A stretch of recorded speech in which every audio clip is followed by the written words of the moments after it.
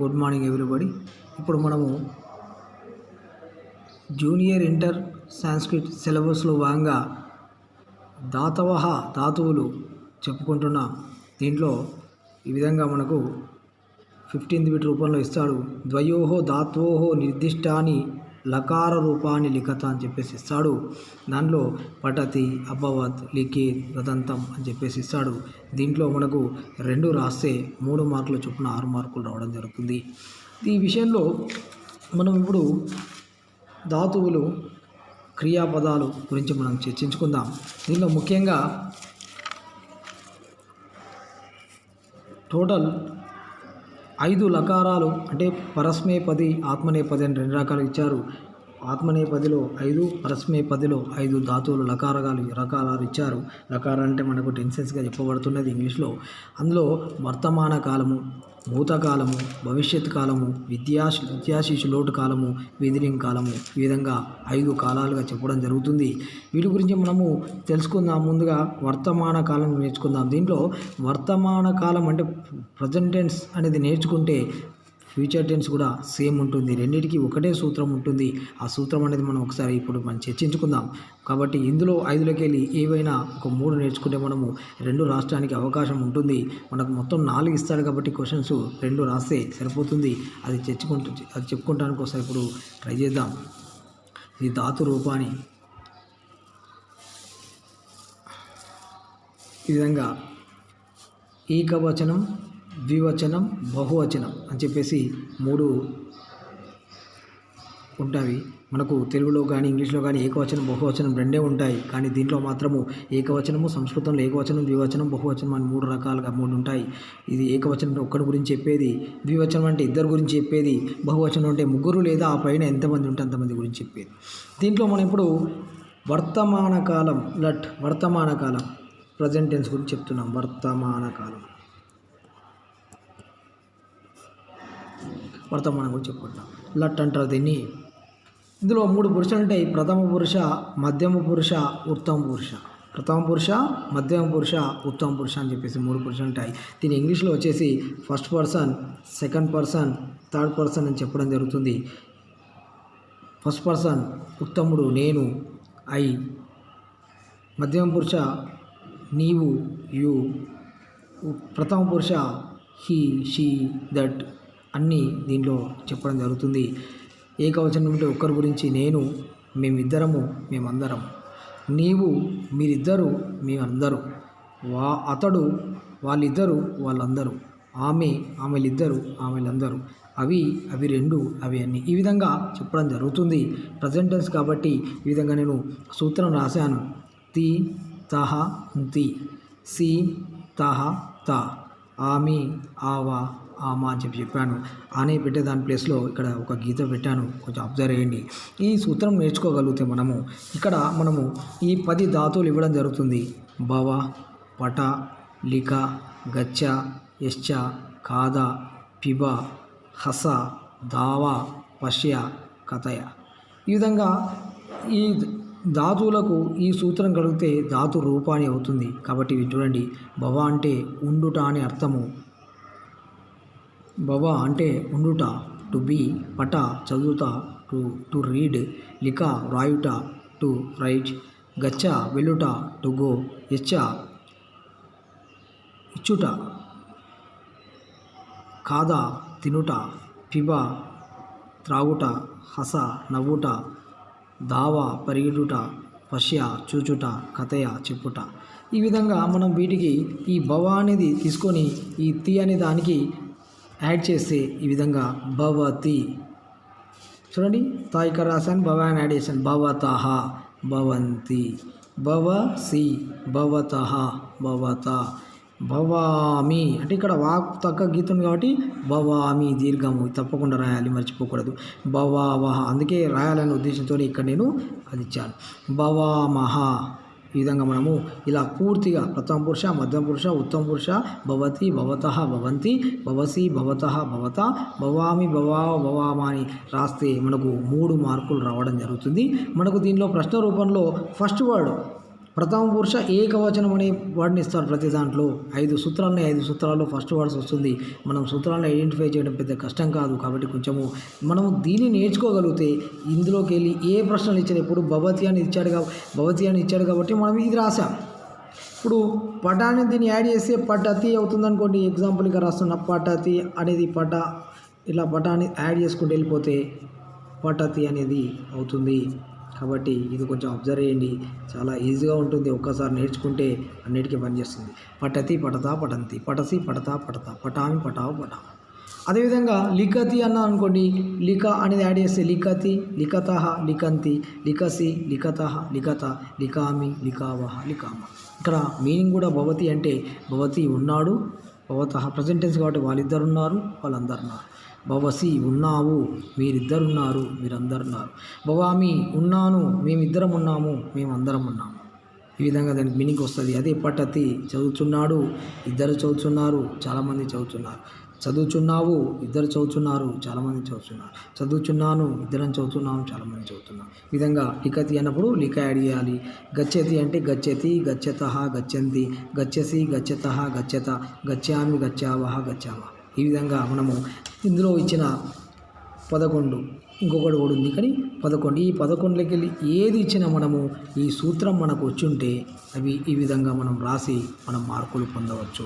ఇది గమనించండి. ఇది ఫస్ట్ సూత్రంగా ఉంటుంది. ఇదే సేమ్ 5th అయినటువంటి భవిష్యత్ కాలం ఉంది కదా, భవిష్యత్ కాలము, ఇవి రెండింటికి ఒకే సూత్రంగా భావించవచ్చు. మనము ఈజీగా మనం చదువుకోవచ్చు. ఒకసారి ఇక్కడ అబ్జర్వ్ చేయండి.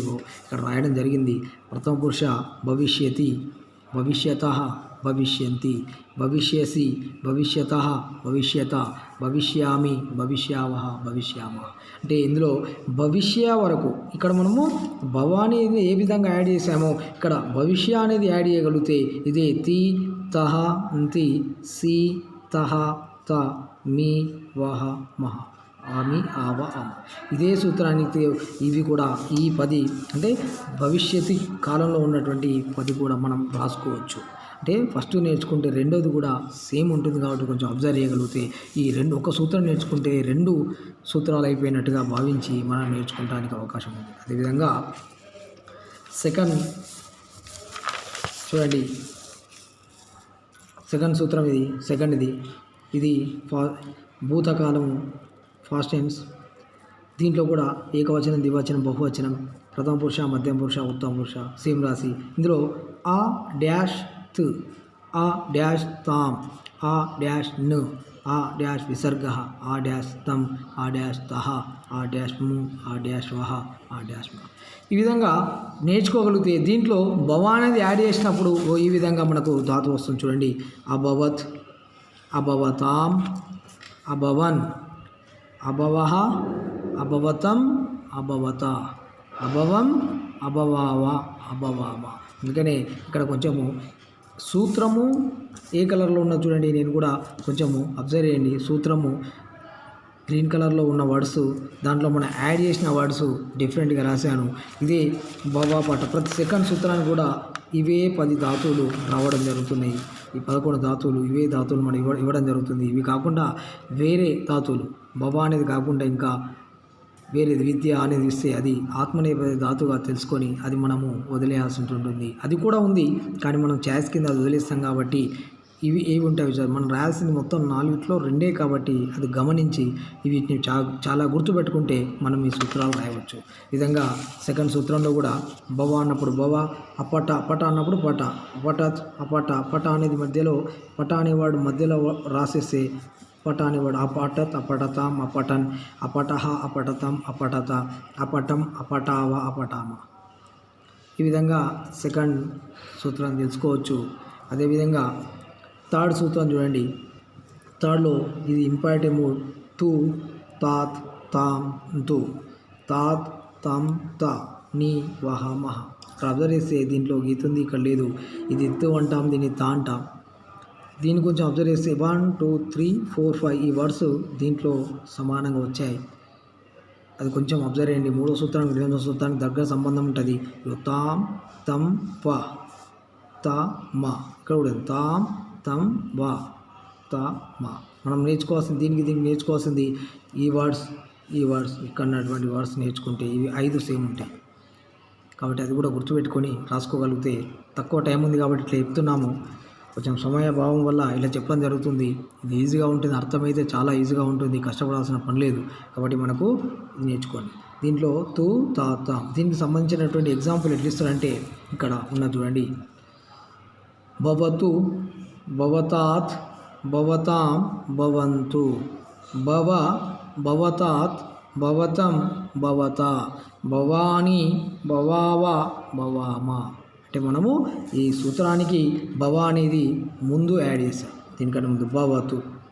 అదే సెకండ్ పఠతు, పఠత పఠత పఠంతు. పట ఇక్కడ ఏది ఉంటుంది, పట ఉంటే పట, పఠత పఠతం పఠత, పటాని పటావ పటామ. ఈ విధంగా మనం నేర్చుకోవచ్చు. 3వ సూత్రం అయిపోయింది. 4వ సూత్రం ఒకసారి చూడండి. అంటే దీనికి కూడా ఈ థర్డ్ వన్ కూడా ఇవే ధాతువులు ఉంటాయి కాబట్టి జాగ్రత్తగా ఈ ధాతువులే ఇస్తాడు కాబట్టి ఈ ధాతువులను అలా యాడ్ చేస్తే మనకు ఏ టెన్స్లోకి రాసుకోవాలో ఆ టెన్స్లోకి మనకు వచ్చేస్తుంది. ఇది వచ్చేసి పొటెన్షియల్ మూడ్. ఇది భవేత్ భవేతాం భవేయుహు, అంటే ఇది ఏకార రూపంలో ఇక్కడ ముందే రాయడం జరిగింది కాబట్టి అనేదా భావించకండి. ఈజీగా ఉండడం కొరకు ఇలాంటి ప్రయత్నాలు చేస్తున్నాం, మరో రకంగా భావించకండి. భవేత్ ఏతాం ఏయుహు, ఏహే ఏతం ఏత, ఏయం ఏవా ఏమా అని చెప్పేసి ఉంటుంది. దీనిలో కూడా కొంచెం అబ్జర్వ్ చేస్తే సెకండ్ సూత్రంలో తాం తం వా తామ, థర్డ్లో తాం తం వా తామ, అదేవిధంగా దీంట్లో కూడా తాం తం వా తామ ఉండడం జరుగుతుంది. పైన ఒక ఈ ఏకార రూపంలో ఉన్నటువంటి ఇది మాత్ర రావడం జరుగుతుంది. అది అబ్జర్వ్ చేస్తే 4వ సూత్రం కూడా ఈజీగా నేర్చుకోవచ్చు. దానికి ఎగ్జాంపుల్ చూడండి. భవేత్ అంటే సెకండ్ వా మీద ఈ ఏకారం వస్తుంది. భవేత్ భవేతాం భవేయుహు, భవేహి భవేతం భవేత, భవేయం భవేవా భవేమా. ఈ విధంగా 4వ సూత్రం. అదే పఠేత్ అని చెప్పుకుంటే దీంట్లో పట అనే వాడి మీద రావడం జరుగుతుంది. పఠేత్ పఠేతాం పఠేయుహు, పఠేహి పఠేతం పఠేత, పఠేయం పఠేవ పఠేమ. ఈ విధంగా మనము ఇందులో ఉన్నటువంటి ఇవే 11 ధాతువులు అనేవి మనకు రిపీట్ అవుతూ ఉంటాయి. వీటినే మనము సూత్రం మాత్రం చేంజ్ అవుతుంటుంది. ఈ ధాతువులకు సూత్రం చేంజ్ అవుతుంది. ఆ సూత్రం చేంజ్ చేయడం వల్ల మనకు ధాతు రూపాన్ని ఏర్పడుతుంది. అది ఏ టెన్స్లోకి వెళ్తుంది, ఏ టెన్స్లో దాని మీనింగ్ ఏంది అని చెప్పేసి చెప్పడం జరుగుతుంది. కాబట్టి వీటిని కొంచెం చాలా చక్కగా నేర్చుకొని ముందు మీకు అనుకూలంగా స్క్రీన్ షాట్ తీసుకోవడానికి ఉపయోగంగా ఇట్లా రాసులా పెడుతున్నాను. కొంచెము చూడండి. ఇది ఫస్ట్ సూత్రము. దీనికి ఎగ్జాంపుల్ ఇట్లా రాయాలి. తర్వాత ఇవి ధాతువులు, ఇవి ఎన్ని టెన్సెస్ ఉన్నాయో అన్నీ. తర్వాత ఇది సెకండ్ దానికి ఎగ్జాంపుల్. ఇది థర్డ్ది బ్లూ కలర్లో ఉన్నది, దీనికి ఎగ్జాంపుల్. తర్వాత ఇది ఫోర్త్ వన్, ఇది దానికి ఎగ్జాంపుల్. ఇది 5th వన్ కింద చెప్పడం జరిగింది. దీనికి ఇష్యత అని చెప్పేసి వస్తుంది. బట్ అయినా కూడా అంత కన్ఫ్యూజ్ అవుతారనే ఉద్దేశంతో ఫస్ట్ సూత్రమే మళ్ళీ 5th వన్లో కూడా నేను రాష్ట్రానికి ప్రయత్నించాను. దానికి కావాల్సినటువంటి ఎగ్జాంపుల్స్ని ఒకసారి చూడండి. లాస్ట్ది ఇవి ధాతు రూపాయి. ఇందులోకి వెళ్ళి మనకు 4 ఇస్తాడు. 4లోకి వెళ్ళి మనము 2 ఇట్లా మంచిగా బాక్స్ కొట్టి చాలా చక్కగా రాయాలి. రాస్తే మనకు 3 మార్కుల చొప్పున వస్తున్నవి. చిన్న స్పెల్లింగ్ మిస్టేక్ లేకుండా నేర్చుకోండి. ఇలా 9 అక్షరాలు మాత్రం నేర్చుకోవాల్సింది ఉంటుంది. ఆ 9 అక్షరాలు నేర్చుకొని ఈ ధాతు రూపాన్ని చక్కగా రాస్తారని చెప్పేసి నేను కోరుచున్నాను.